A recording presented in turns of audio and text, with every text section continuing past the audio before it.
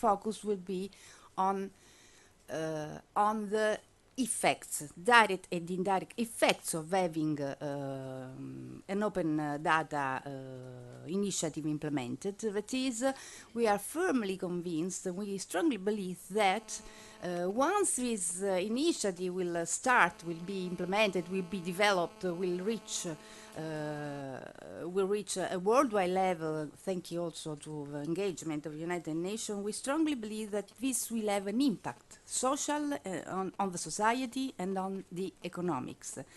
And this is the focus the session is going to have. This session is going to have. Now, me myself, I've identified some potential social and economic benefits which can be derived from people working in these initiatives and from the instruments of the initiative will be made available. That is, first of all, enabling the knowledge-based society and the knowledge-based economy, enabling, of course, what is proper of astrophysics or whatever kind of scientific mission in the observation of universe, that is advancing knowledge and understanding, which per se is a value to society.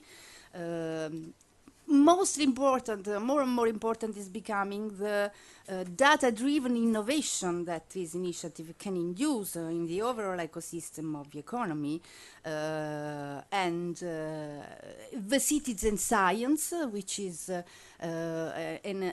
more and more emerging new approach to the dissemination and advancing knowledge in space scientific practices, education, of course, and education, and so the possibility to promote, to engage young people to study STEM subjects. So this is why we have identified the path of the speakers we have been the privilege to have here today. Let me introduce the first speaker we have, which is on remote connection. Madame Joly, she is head of innovation policies for space and oceans unit in the OECD Directorate for Science, Technology and Innovation, which will give us the OECD perspective on the social economic impacts, potential impacts of open data. Joly? Joly, could you hear Ladies us? and gentlemen, can you hear me? Yeah, now, yeah. Hello? Very welcome, Joly, to this session. I'll leave you the floor. Good morning. Buongiorno, everybody. Ladies and gentlemen, I really would like to thank the organizers, our colleagues from the UN and from ASI, for inviting the OECD to contribute to this important event. I'm very sorry not to be able to join you in person in Rome today. The Open Universe Initiative is really an important step led by the UN COPUS in Italy for expanding availability and accessibility of space science data. My presentation aims to give you some perspectives from the OECD on open science. We are right now dealing with many issues related to the growing digitalization of science and technology and reviewing some key OECD guidelines that may actually be useful for space science. To start with, as you probably already talked about extensively yesterday, information and communication technologies, or ICT, new data storage infrastructure, and large-scale computing are modifying the way science and research are conducted, disseminated with large datasets and diffused. The term open science is often used to describe this transformation into a more open and data-driven science. At OECD, we see open science as a large and far-reaching process that make the primary outputs of publicly funded research results, this is a key aspect, in terms of publications and the research data, publicly accessible in digital format with no or minimal restriction.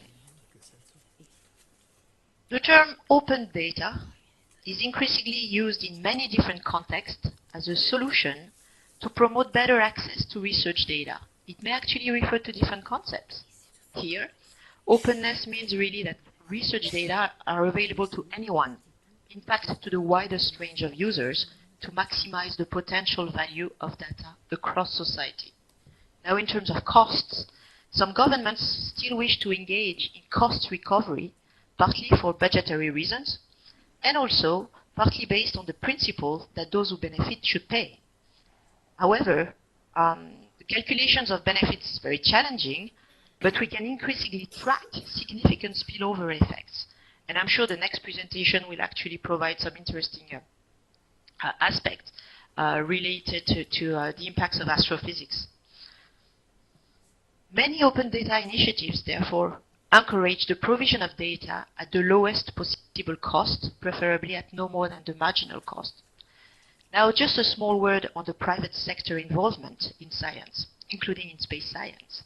So this is a bit of a different rationale for them. And different economic models are put in place with some cost recovery options, like subscription fees, freemium, voluntary donations in combination with cross-subsidy. This is a different case. Now, in terms of the challenges of open data, they come with quite a number of different aspects. Some are very obvious, some less so. In terms of technology, the digital access, with the problems of managing and storing big data, remains one of the evident issues that I'm sure you talked about yesterday already, particularly for space science and ocean science, for instance. But there are also challenges in terms of processes and organization. There are many stakeholders, much beyond small scientific communities, funding sustainability issues, and questions around support mechanisms. But really, at the end of the day, open data relies very much on the mindset of researchers that produce the data and policymakers. Scientific research data vary also very much in type and volume, as well as in use and long-term value. 4 types of data in particular are important in research. They are listed here.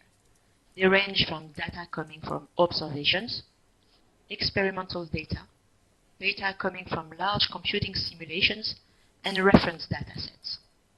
In the case of data coming from observations, and this includes many space science missions, more often than not, these data cannot be replicated, and they should be retained as much as possible. This is one of the recommendations coming out of ongoing research here at OECD. Now let me give you some illustrations of this open science revolution in the next few slides.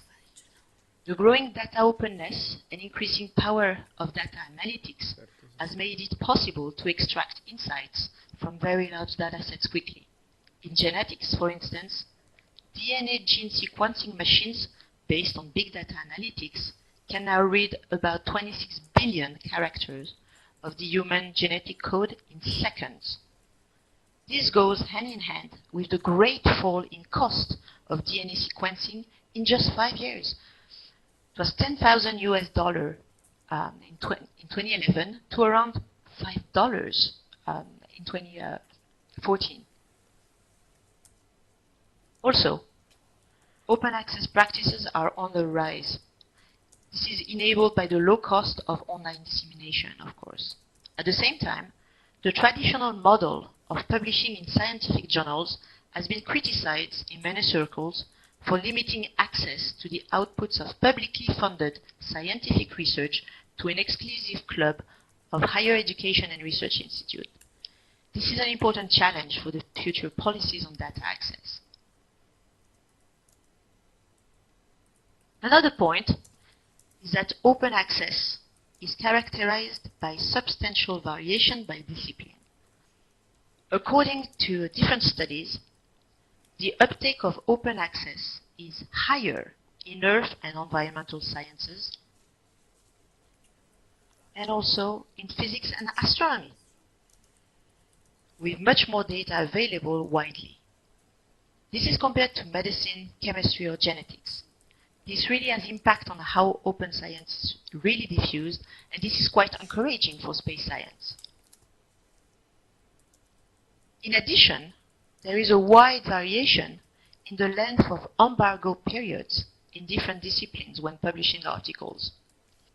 A recent OECD survey shows that open access has progressed, but that variation by disciplines remains significant, as shown here. In the case of physical science, that's the blue line, this is the discipline that makes results available the quickest to the international community, with up to 77% of articles available almost immediately, as compared to social sciences, which takes around 18 months to reach the same level of access. So there's still a great disparity amongst disciplines.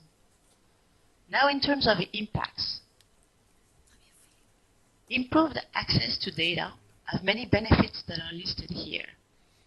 There are many studies showing that greater access to scientific inputs and outputs can improve the effectiveness and productivity of the scientific and research system. Typically, open research data allows scientists in one field to exploit data in other fields and reveals relationships or patterns that were not visible before. And this is obviously true for space data.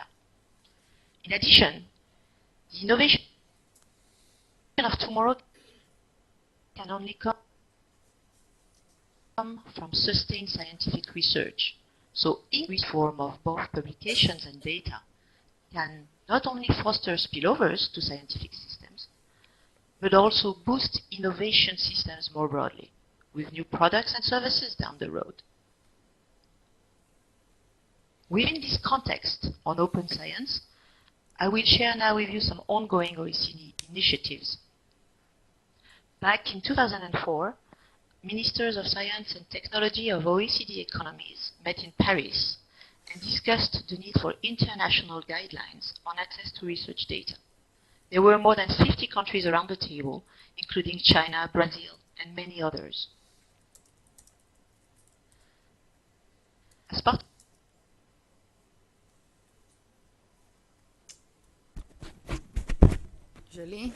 of the discussions and agreement, research data from public funding are conducted using public funds provided by any level of government. The main idea behind these guidelines is that effective and open access to publicly funded research data not only helps to maximize the research potential of new digital technologies and networks, but it also provides greater returns from the public investment in research. This access to research data has become an important condition for most countries in, first, better managing the initial public investment. It allows also the creation of strong value chains of innovation, and we have seen this particularly in the current research activities of the OECD Space Forum with satellite data and downstream applications. And as a third item, this access to research data really boosts the value from international cooperation. You have here, again, a list summarizing the advantages of setting up a regime to promote improved access and sharing of research data. They range, again, from promoting new research opportunities to education of new researchers. And I'm very glad to see that there's a presentation that will deal with this question of education later this morning. Here, just for your information, I listed the 11 principles and guidelines that were supported by the governments. You can go back to the slide in more details later, of course. But the guidelines are really quite comprehensive. They cover openness, flexibility, transparency, protection of intellectual property, responsibility of research data producers, interoperability, quality, security, and sustainability of data sets. Following the OECD principles and guidelines, many countries around the world, and not only OECD economies, have made many efforts to adapt legal frameworks and implement policy initiatives to encourage greater openness in science. So here, at the level of research institutions, we can see that the measures may take three different forms. They include sticks, carrots, and enablers. In terms of sticks, these are mandatory rules on access to scientific publications or data, and that can take the shape, for instance, of requirements in research grant agreements. In terms of carrots, these are really incentives for open access publishing. And this can come with some career advancement mechanisms, for instance. Finally, we have enablers. These are the soft and hard infrastructure to support open access. That includes the development of the skills necessary for researchers to share and reuse the research output. So there are clearly here some instruments that can be used in order to support open data and open access to research data. Now, the OECD principles and guidelines have made a big difference in many countries. But these principles were produced already 10 years ago. Many of the challenges in open science and open research data are common to other domains, including open government data. So existing frameworks that promote better access to data, some of which are obviously very sector specific, they constantly need to be reviewed. So we have launched at the beginning of this year a major activity in OECD, and particularly in my directorate, on the digitalization of science, technology and innovation. The OECD Space Forum is contributing to this work across the organization. So in addition to this activity on digitalization, which will be really quite high level, two major OECD Council recommendations are right now under review, with possible direct impacts on space science data. The first one is the OECD recommendation concerning access to research data from public funding that I mentioned today. The other one concerns the recommendation for enhanced access and more effective use of public sector information that dates back to 2008. The objective of all this work is to update guidelines to allow ever more coherence among public policies related to data access, linkage, and reuse, as well as to take into account all the very recent technological development that we are seeing in ICT, artificial intelligence, the cloud. There are many items that deserve to be revisited here. So in the end, science is really a crucial element of our economic and social systems. As such, open science fuels new knowledge into innovation and society at large, creating novel ideas, new perspectives. And space science has definitely an important role to play in this context. So ladies and gentlemen, I really thank you for your attention, and I thank again the organizers for allowing me to share some perspectives from the OECD. I wish you a very good conference, and I look forward to future exchanges with many of you. So thank you again.